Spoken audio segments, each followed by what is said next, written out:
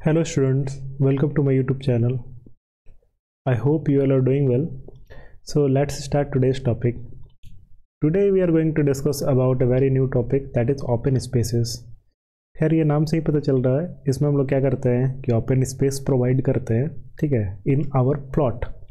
तो अगर आप ज़मीन खरीद रहे हैं या बिल्डिंग्स या फिर कुछ भी प्रॉपर्टी खरीद रहे हैं, तो उस केस में जितना भी अनबिल्ट एरिया प्रोवाइड करेंगे उसको हम लोग क्या बोलते हैं, ओपन स्पेस। ठीक है, मीन्स अगर आप प्लॉट खरीदे 1000 मीटर स्क्वायर का, ठीक है, उसमें अगर आप कंस्ट्रक्शन किए मात्र 500 मीटर स्क्वायर, ठीक है, बाकी आप छोड़ दिए, तो ओपन स्पेस हम लोग प्रोवाइड करते हैं। जैसे यहाँ पे एक फिगर देखिए, ये ओपन स्पेस है, ठीक है, ओपन स्पेस। यहाँ पे देखिए ये बिल्डिंग्स हो गया और उसके बाहर क्या ओपन स्पेस है, गार्डन टाइप का रहेगा, प्लेग्राउंड टाइप का रहेगा। तो ओपन स्पेस जो आपका मार्जिन नहीं होता है, ठीक है, इसमें हम लोग क्या करते हैं, कुछ अनबिल्ट एरिया प्रोवाइड करते हैं फॉर गार्डन्स और ड्राइवेज। मार्जिन तो आपको छोड़ना ही होता है, क्लियर है, वो आपको छोड़ना ही है चारों साइड। वो तो बिल्डिंग बायलॉज आपका कहते ही हैं कि आपको इतना मार्जिन छोड़ना है, ठीक है। ये हम लोग ओपन स्पेस किस लिए प्रोवाइड करते हैं, for gardens, for driveways, for playground, ठीक है, ताकि हम लोग एक्स्ट्रा जितना भी आउटडोर एक्टिविटीज़ होता है उसको हम लोग कर सकें, क्लियर है, फ्रेश एयर हम लोग को मिल सके, प्रॉपर लाइट मिल सके, ठीक है, और मूवमेंट आसानी हो बिल्डिंग्स के अराउंड, ठीक है। ये सब काम रहता है आपका ओपन स्पेस का। ओपन स्पेस क्यों इंपॉर्टेंट है, तो इससे हम लोग को फ्रेश एयर मिलेगा, वेंटिलेशन मिलेगा। ऑब्वियसली अगर आप लोग गार्डन्स वगैरह बनाएंगे, प्लेग्राउंड्स बनाएंगे, ट्रीज़ लगाएंगे, तो उसके इसमें हम लोग को एयर जो है वो काफ़ी फ्रेश मिलेगा, वेंटिलेशन अच्छा होगा, नेचुरल लाइट भी मिल पाता है। तो अगर नेचुरल लाइट मिल पाएगा तो उस केस में क्या होगा कि आर्टिफिशियल लाइटिंग का जो है नीड जो है वो रिड्यूस होगा, क्लियर है। थर्ड इंपॉर्टेंस क्या है, रिक्रिएशन एंड रिलैक्सेशन। तो जितना भी आउटडोर एक्टिविटीज़ हम लोग करते हैं, जैसे वॉकिंग हो गया, प्लेइंग हो गया, रिलैक्सिंग इन गार्डन्स हो गया, तो ये सब हम लोग कर पाएंगे, ठीक है, ये सब हम लोग कर पाएंगे अगर ओपन स्पेस रहेगा। अगर ओपन स्पेस नहीं रहा तो ये सब जो है पॉसिबल नहीं हो पाएगा। इमरजेंसी एक्सेस के लिए भी काफ़ी ज़रूरी है। इन केस अगर कोई इमरजेंसी आता है, जैसे आपको फायर ट्रक्स, एम्बुलेंस अरे या फिर इवैक्यूएशन कर रहा है ड्यूरिंग इमरजेंसीज, तो उस केस में भी ओपन स्पेस काफ़ी सहयोगी है, ठीक है, तब आपका ये इजीली मूव कर पाएगा फायर ट्रक्स, एम्बुलेंस वगैरह, क्लियर है। So these are the importance of open space. Some of the key guidelines are also there, ठीक है, as per the building bylaws. Let's discuss it one by one. The first one is minimum requirement, ठीक है, कितना open space होना चाहिए, तो at least 10% of the total plot area must be reserve as open space. तो जितना भी plot area है आपका, उसका 10% एटलीस्ट आप ओपन स्पेस के लिए छोड़िए, ठीक है। तो इससे काफ़ी फ़ायदा होगा। जो फ़ायदा होता है इंपॉर्टेंस हम भी जस्ट डिस्कस किए ही हैं, क्लियर है। For larger buildings this percentage में increase depending on zoning laws. इसका मतलब क्या है कि जो लार्जर बिल्डिंग्स है उसके लिए ये परसेंटेज में भी इंक्रीज़ करेगा, मतलब 10% से बढ़ सकता है, क्लियर है। ये डिपेंड करता है जोनिंग लॉज में, ठीक है, जो सिटी प्लानिंग लॉज वगैरह होता है, जोनिंग लॉज, उस पर डिपेंड करता है, ठीक है, वो आपका ओपन स्पेस कितना परसेंटेज रखने बोल रहा है उस हिसाब पे। हम लोग देखते हैं कि टाइप्स ऑफ ओपन स्पेस कितना होता है। तो पहला हो गया front yard, open area in front of the building, second है साइड मार्जिन, थर्ड है बैक यार्ड। तो फ्रंट यार्ड मीन्स मतलब आगे, मतलब जो हम लोग का फ्रंट का गेट है उसके आगे अगर हम ओपन स्पेस छोड़ते हैं तो उसको फ्रंट यार्ड बोल देंगे। साइड मार्जिन हो गया ये आपका साइड मार्जिन है, साइड में जो स्पेस हम लोग छोड़ते हैं, empty spaces on the side for ventilation and privacy, वो हो गया आपका साइड मार्जिन। बैकयार्ड हो गया मतलब पीछे के साइड अगर आप ओपन स्पेस छोड़ रहे हैं, ठीक है, space at the back, often used for gardens and utilities. तो जनरली इसमें गार्डन्स वगैरह या फिर कुछ यूटिलिटीज़ वगैरह बनाते हैं, क्लियर है, कुछ और यूटिलिटीज़ के लिए यूज़ करते हैं। अब आगे देखते हैं अलाउड इन ओपन स्पेस। क्या क्या अलाउड होता है ओपन स्पेस में, हम लोग क्या क्या कर सकते हैं। प्लांटिंग ट्री को प्लांट कर सकते हैं, पाथवेज बना सकते हैं और बेंच वगैरह ऐड कर सकते हैं। Small decorative structures like fountains हम लोग बना सकते हैं, परगोलास बना सकते हैं। तो ये देखिए परगोला आपको दिख रहा है, बड़ा अच्छा लग रहा है परगोलास, ये आप बना सकते हैं इजीली। क्लियर है। फाउंटेन्स वगैरह आप बना सकते हैं, एकदम झरना टाइप, बड़ा अच्छा लगेगा। क्लियर है। तो ये सब अलाउ होता है आपका ओपन स्पेस में। क्या क्या अलाउड नहीं है, तो permanent structure like room, garage, storage shed, ये सब आप नहीं बना सकते हैं। क्लियर है। कुछ प्रैक्टिकल एग्जांपल्स दिया हुआ है, जैसे स्कूल प्लेग्राउंड का एग्जांपल दिया हुआ है। Imagine your school has classroom and a big playground. The playground is an open space where students can play, gather for assemblies और relax. Without it the school would feel congested and uncomfortable. तो इसका मतलब क्या है, अगर आप ऐसे school में जहाँ पे बड़ा सा प्लेग्राउंड है, तो वो जो प्लेग्राउंड है वो आपका ओपन स्पेस हो गया। क्लियर है। जहाँ पे स्टूडेंट सब खेलता है, गैदर होता है फॉर असेंबली, फिर रिलैक्स करता है। अगर ये नहीं रहेगा तो बहुत स्कूल कंजेस्टेड लगेगा, अनकंफर्टेबल लगेगा।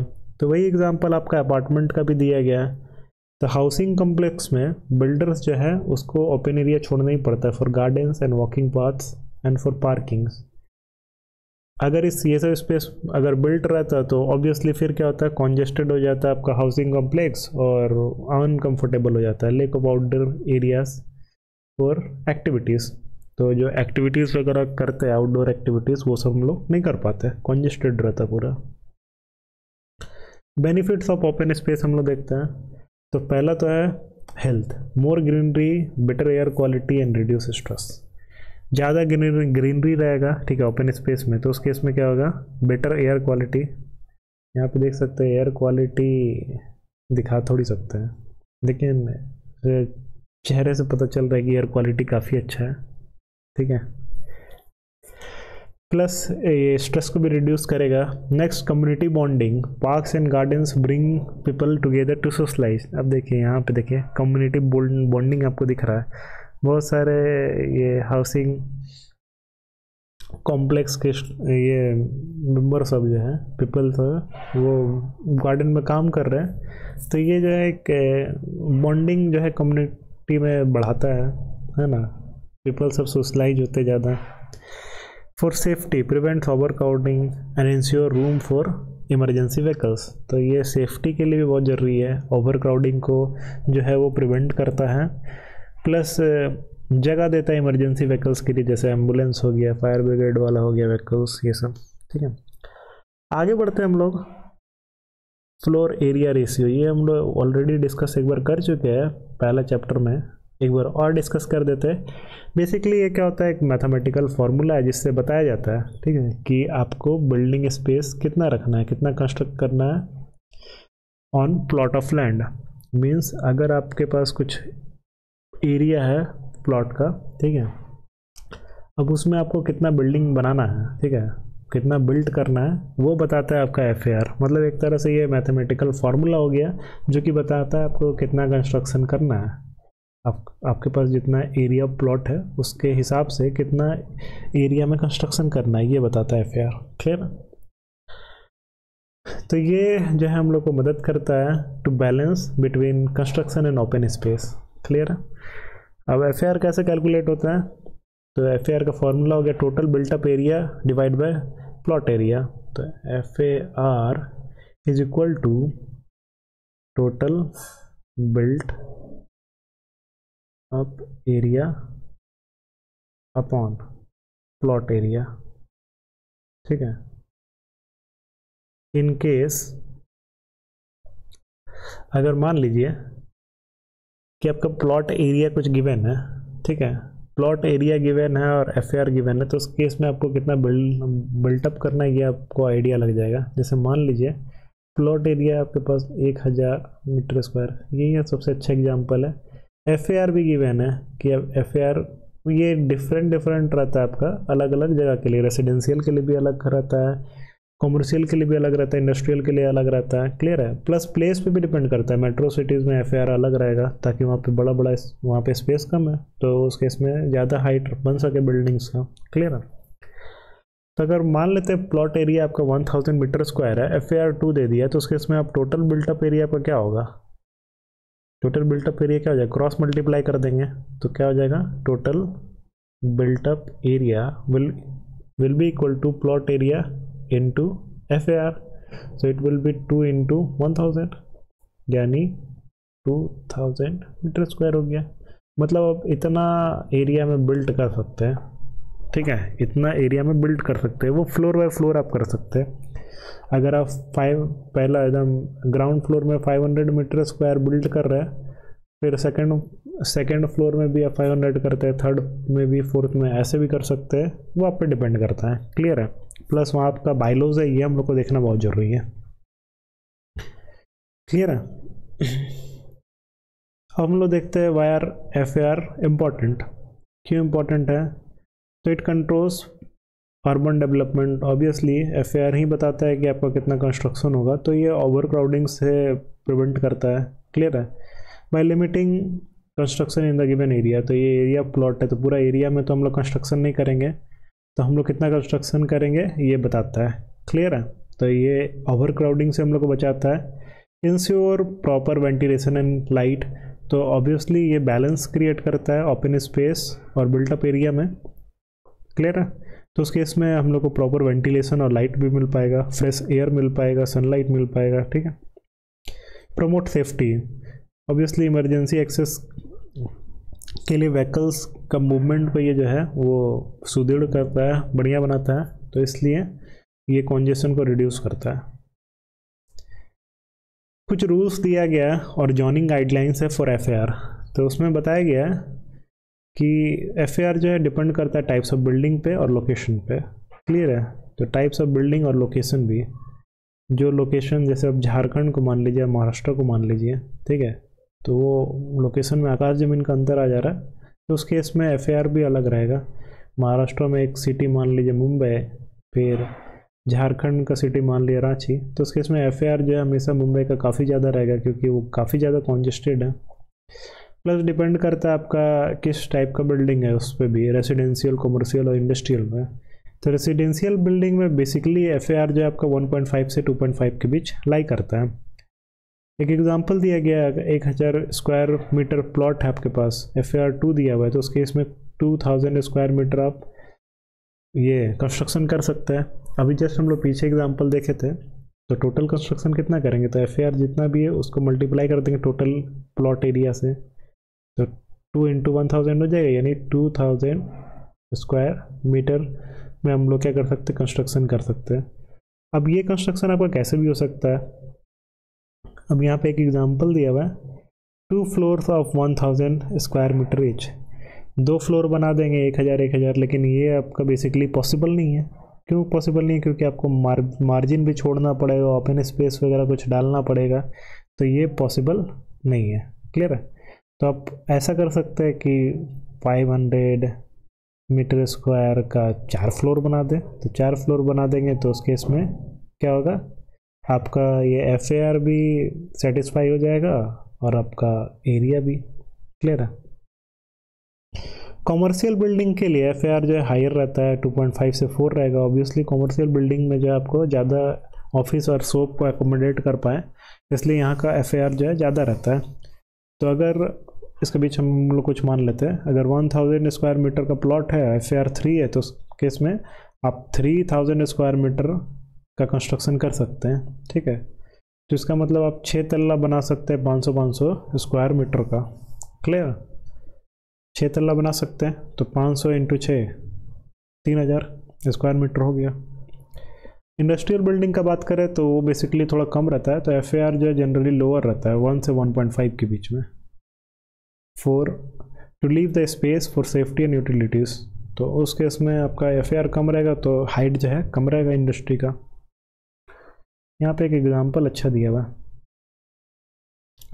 अब देखिए 1000 मीटर स्क्वायर का हम लोग प्लॉट लिए थे, तो FAR 2 था, तो उसमें 2 तल्ला हम लोग बनाए थे 1000 मीटर स्क्वायर का। लेकिन हम बताए ये पॉसिबल हो नहीं पाएगा, क्योंकि आपको मार्जिन छोड़ना पड़ेगा। क्लियर है? प्लस ओपन स्पेस प्रोवाइड करना पड़ेगा। तो उस केस में हम लोग क्या किए, 50% हिस्सा में अगर बनाए तो 4 तल्ला बन गया FAR 2 में, है ना।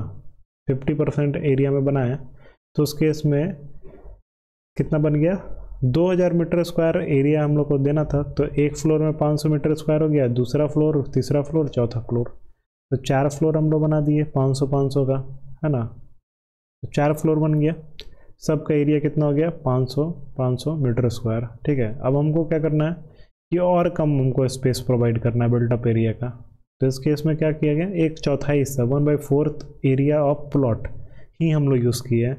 तो उस केस में अगर FAR2 है तो हम लोग को 2000 मीटर स्क्वायर एरिया प्रोवाइड करना है, तो उस केस में 8 तल्ला बन जाएगा, है ना। तो अगर ये 1000 था तो यानी 1/4 में अगर हम लोग करेंगे तो इसका मतलब क्या है 250 मीटर स्क्वायर एरिया में कर रहे हैं, तो 250 मीटर स्क्वायर एरिया आपका ग्राउंड फ्लोर हो गया। ठीक है, तो वैसे से हम लोग कितना तल्ला बनाना पड़ेगा टू सेटिस्फाई FAR2, तो 2000 मीटर स्क्वायर हम लोग पास टोटल एरिया है। तो एक में हम लोग 250 स्क्वायर मीटर बनाए, तो दूसरा में भी 250 बनाएंगे, यानी दो फ्लोर में ला के हम लोग 500 मीटर स्क्वायर बना रहे हैं, है ना। तो ऐसे से क्या करेंगे 2 2 2 2 यानी 2000 मीटर स्क्वायर के लिए हम लोग को 8 तल्ला बनाना पड़ेगा। तो ये आपका कॉन्सेप्ट हो गया FAR का। I hope you are getting it.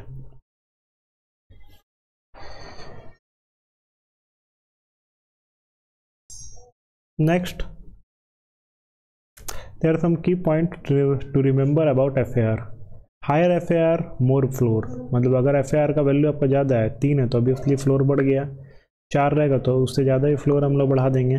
Clear है। तो अगर FAR का वैल्यू ज़्यादा है, जनरली मेट्रो सिटीज़ में FAR का वैल्यू ज़्यादा होता है, तो FAR जो है टॉलर बिल्डिंग्स बनाता है अगर हायर FAR है। ठीक है। Zoning laws matter, FAR is regulated by city planning authorities to ensure sustainable development. तो ये हम ऑब्वियसली बताए थे, सिटी प्लानिंग जो अथॉरिटी होता है उसके द्वारा जो FAR रेगुलेट किया जाता है। तो उस केस में अब वो रेगुलेट कैसे करता है ताकि हम लोग को प्रॉपर ओपन स्पेस वगैरह मिल सके, तो सस्टेनेबल डेवलपमेंट में वो काम करता है जोनिंग लॉस।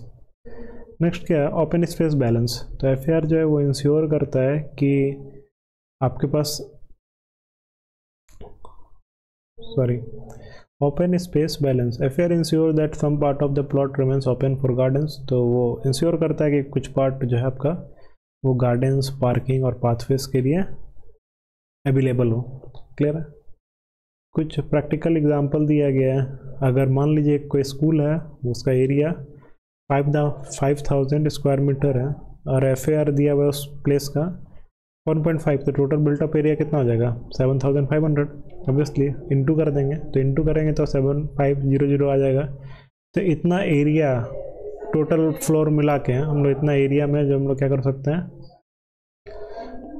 कंस्ट्रक्शन कर सकते हैं। ये आपका बिल्टअप एरिया हो गया। क्लियर है। आप मल्टीपल फ्लोर बना सकते हैं, but the total area of all the floor combined must not exceed इतना। ठीक है, 7500 मीन्स जितना भी आप मल्टीपल फ्लोर बना दें, मतलब ये जो है ये एरिया का एक्सीड नहीं करना चाहिए फ्लोर।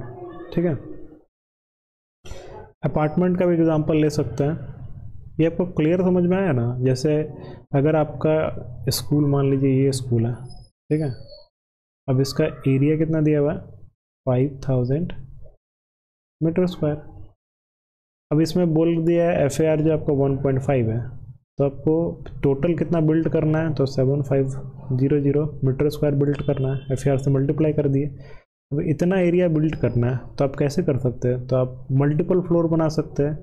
आप मान लीजिए यहाँ पे 2000 करके बना रहे हैं, ठीक है, ये आपका 5000 स्क्वायर मीटर प्लॉट है, तो ये 2000 क्यों बनाएंगे, 2500 करके बना रहे हैं, ठीक है।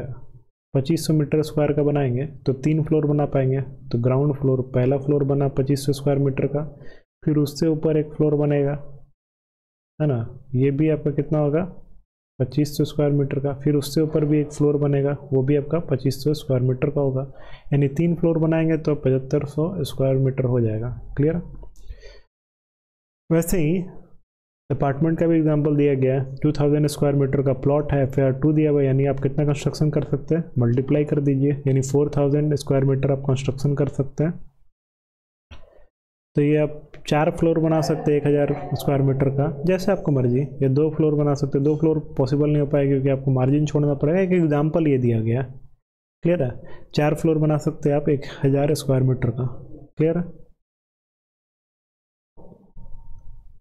आई होप ये लेक्चर आपको समझ में आया होगा। This is all for today, thank you for listening. I hope you all are doing well and kindly like and subscribe my channel to get more useful videos.